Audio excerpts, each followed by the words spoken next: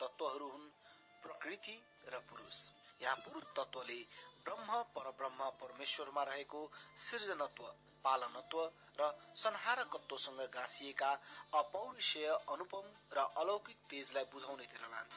प्रकृतिले सृष्टि, स्थिति र विनाशका लागि सघाउ पुर्याउने शक्ति विशेषलाई बुझाउँछ। नमस्कार, म सृजना देवकोटा। नमस्कार, म सन्तोष देवकोटा। प्रत्येक दिन नेपाली समय अनुसार बिहान 7 बजेदेखि प्रारम्भ हुने यो कार्यक्रम विशेष समर्पित छ ती लाखौं नेपालीलाई जो देशदेखि कैयौं मिल परदेशमा बसेर परिवार, रहर र अनेक कुराहरूको मिठो सम्झनामा हुनुहुन्छ।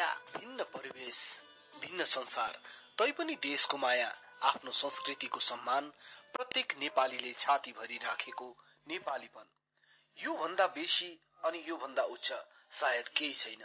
आज पनि कार्यक्रममा यहाँका लागि नेपाली संगीतको एउटा छुट्टै र आफ्नोपन बोकेको संगीतकर्मी हामीसँग हुनुहुन्छ भने रसुवा जिल्लाको स्थानीय आवाज छन् भने दशैं विशेषकी संगीत छँदै नै छन्।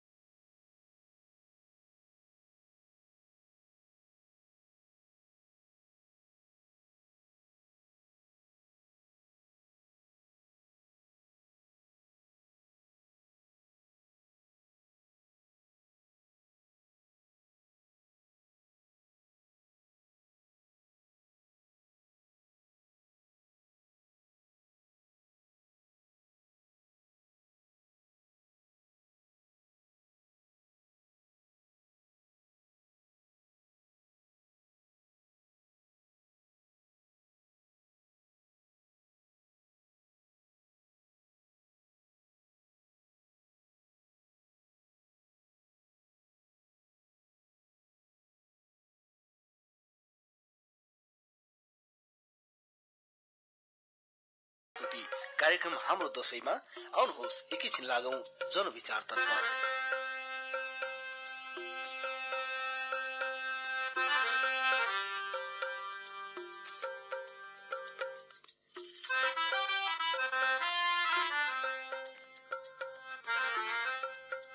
राजेन्द्र श्रेष्ठ, म यो स्याउबारी सामुदायिक वनोपभोक्ता समूहबाट यो स्याउबारी जुन स्थलको चाहिँ एउटा संरक्षकको रूपमा काम गरेँ। प्राय रसुवामा बसोबास गर्ने समुदायहरू प्राय जनजातिहरू नै बसोबास गरेका हुन्छन्।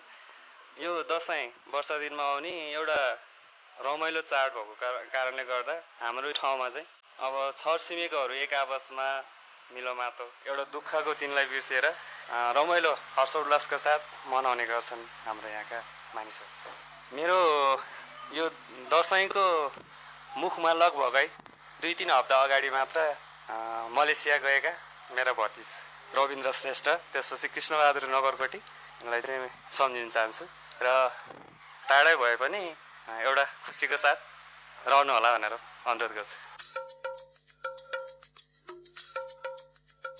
मेरो नन्दप्रसाद अधिकारी। अर्थ केही छैन, मेरो खेतीपाती थियो, अलिकति खेती मैले जग्गा भाडामा दिएको छु। यो दुध डेरीलाई फारम छ। आयो दसैँ, अब रिल आउँछ जान्छ दसैँले भन्छन्, हुन त आफ्नै लागि